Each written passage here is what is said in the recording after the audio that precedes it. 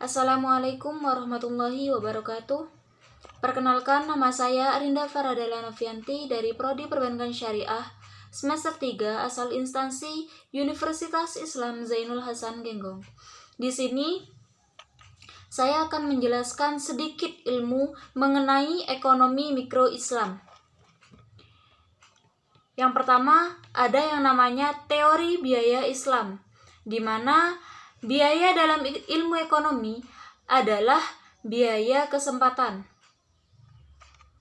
Nah, konsep ini digunakan untuk menganalisis teori biaya produksi, di mana di dalam konsep tersebut ada yang namanya biaya eksplisit dan biaya implisit. Biaya eksplisit adalah biaya-biaya yang secara eksplisit terlihat, terutama melalui laporan keuangan. Nah, contohnya itu seperti biaya listrik, telepon, dan juga air. Ada juga pembayaran gaji buruh dan juga gaji karyawan. Nah, sumber daya ekonomi mempunyai nilai karena sumber daya tersebut bisa digunakan untuk memproduksi barang-barang dan juga jasa untuk konsumsi. Etika sebuah perusahaan menggunakan suatu sumber daya untuk memproduksi sebuah produk tertentu, sebuah produktivitas yang tinggi menyebabkan tingkat produksi yang sama, yang dapat dicapai dengan biaya yang lebih rendah. Nah, produktivitas dan biaya ini mempunyai hubungan terbalik. Jika produktivitas makin tinggi, maka biaya produksi akan semakin rendah. Begitu juga sebaliknya, jika jangka pendek biaya jangka pendek. Nah, biaya jangka pendek itu apa? Suatu periode mengenai waktu di mana produsen itu tidak dapat merubah kuantitas input yang digunakan. Bisa berupa ukuran hari, minggu, bulan, dan lain sebagainya. Nah, dalam jangka pendek ini ada yang namanya biaya jangka panjang, di mana suatu perusahaan itu tidak mempunyai input tetap. Oleh karenanya, semua biaya jangka panjang itu disebut variabel.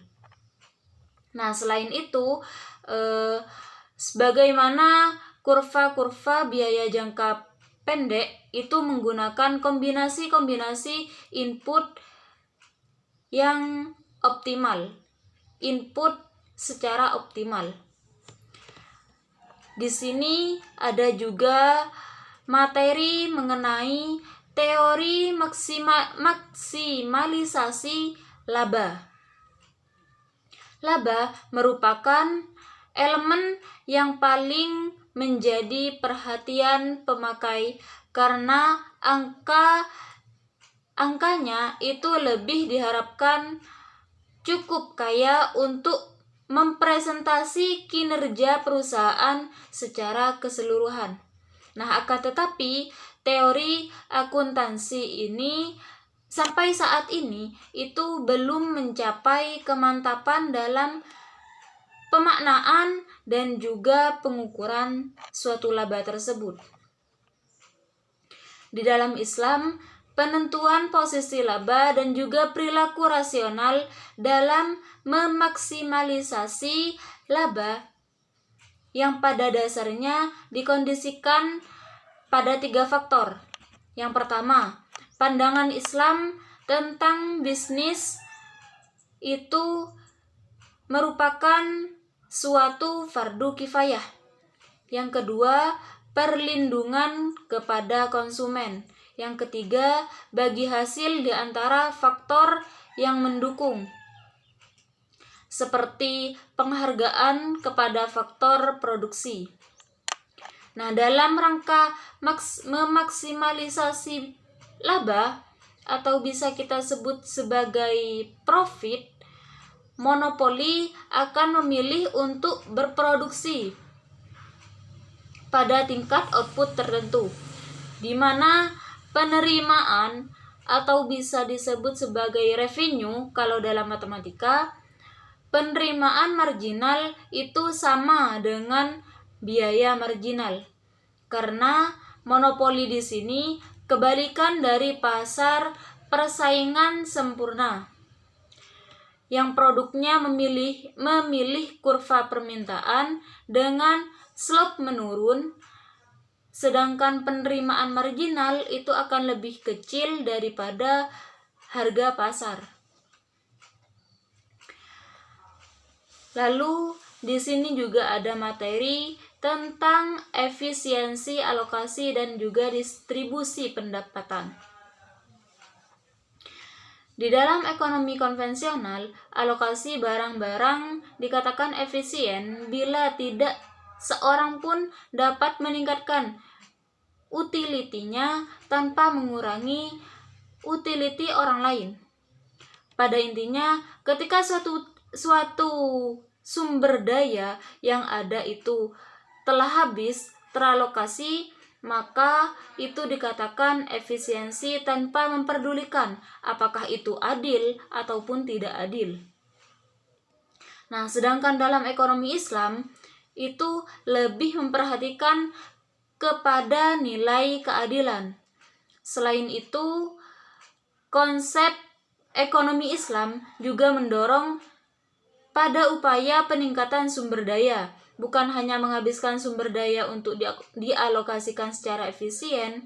Distribusi dalam ekonomi Islam juga didasarkan pada dua nilai manusiawinya yang sangat mendasar dan juga penting, yaitu nilai kebebasan dan juga nilai keadilan.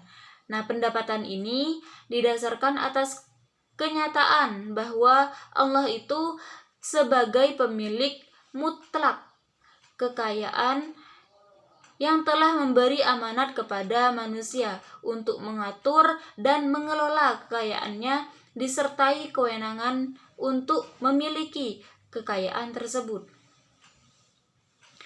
Distribusi atau pembagian itu merupakan klasifikasi di mana pembayaran yang berupa sewa, upah, bunga, modal, dan juga laba itu yang intinya yang berhubungan dengan tugas-tugas tersebut yang dilaksanakan oleh tanah, tenaga kerja, modal, dan juga pengusaha-pengusaha. Nah, dalam Islam, kebutuhan memang menjadi alasan untuk mencapai pendapatan maksimum, sedangkan kecukupan dalam standar hidup yang baik merupakan hal yang paling dasar dalam sistem redistribusi kekayaan.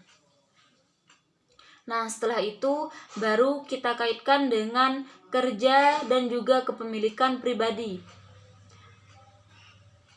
Kita harus bisa memahami bahwa Islam itu tidak menjadikan complete income equality untuk semua umat sebagai tujuan utama dan juga paling akhir dari sistem distribusi dan pembangunan ekonomi. Di dalam ekonomi mikro juga ada materi mengenai konsep struktur pasar dalam Islam. Agama Islam mengatur pasar dan juga mekanismenya dari pasar persaingan sempurna dan juga pasar persaingan yang tidak sempurna, di mana di dalamnya itu terdapat pasar monopoli, pasar monopolistik, ada juga yang namanya pasar oligopoli. Nah, dalam konven, mekanisme pasar itu berdasarkan dari permintaan dan juga penawaran. Nah, sedangkan dalam Islam itu pasar mekanisme ditentukan permintaan dan penawaran harus terjadi dengan secara sukarela. Tidak ada pihak yang merasa terpaksa untuk melakukan transaksi pada suatu tingkat tersebut. Nah, penghargaan ajaran Islam terhadap mekanisme pasar ini berangkat dari ketentuan Allah, di mana bahwa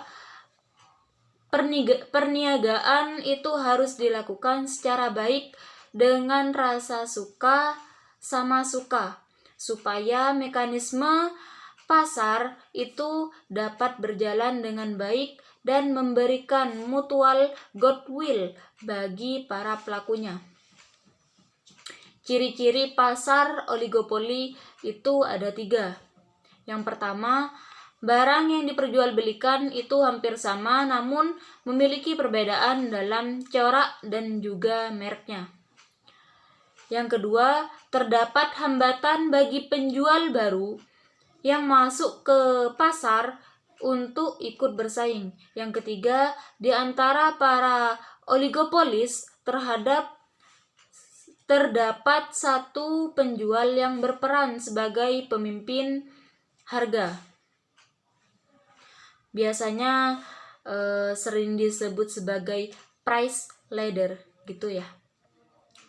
Price leader. Di sini juga ada suatu kelemahan dari pasar oligopoli. Di antaranya, yang pertama, keuntungan yang diperoleh produsen relatif lebih kecil dibandingkan pasar monopoli dan duopoli. Yang kedua, jika produsen membentuk kerjasama, konsumen itu akan lebih banyak dirugikan dari sisi harganya. Yang ketiga, jenis pasar oligopoli itu dapat ditemukan pada berbagai perusahaan seperti perusahaan air mineral. Dan yang terakhir ada materi tentang konsep mekanisme pasar dalam Islam. Pasar merupakan tempat bertemunya penjual dan juga pembeli. Berdagang adalah aktivitas yang dominan dilakukan di pasar, di luar pasar maupun di dalam pasar. Islam sangat mendukung aktivitas perdagangan ini. Dalam penerapannya, Islam juga memberikan pencerahan berupa adanya aturan atau rambu-rambu yang harus dijalankan oleh umat Islam. Aturan atau rambu-rambu tersebut mempunyai tujuan demi kelancaran mekanisme pasar. Pasar di sini sangat menentukan tingkat kemaslahatan suatu masyarakat, utamanya dalam rangka memenuhi kegiatan ekonomi. Dalam sistem ekonomi Islam, yang pada dasarnya yang diutamakan adalah kebebasan. Masyarakat diberikan kebebasan untuk melakukan transaksi barang dan juga jasa, akan tetapi kebebasan yang ada dalam ekonomi Islam itu bukanlah kebebasan yang mutlak seperti yang ada dalam ekonomi kapitalis. Dalam ekonomi Islam, kebebasan itu juga dibatasi oleh aturan-aturan, di mana aturan-aturan tersebut di antaranya adalah tidak merugikan pihak lain dalam bertransaksi dan mengutamakan kemaslahatan bersama dalam kegiatan ekonomi. Salah satu faktor penunjang perekonomian negara adalah kesehatan pasar, baik pasar barang dan jasa, pasar uang, maupun pasar tenaga kerja. Kesehatan pasar itu juga sangat tergantung pada mekanisme pasar yang mampu menciptakan keseimbangan harga. Nah, harga yang seimbang adalah harga yang diciptakan oleh permintaan dan penawaran secara sehat. Baik, cukup sekian dari saya. Kurang lebihnya saya mohon maaf. Wallahu muwaffiq ila aqwamit thoriq. Assalamualaikum warahmatullahi wabarakatuh. Terima kasih karena sudah menonton.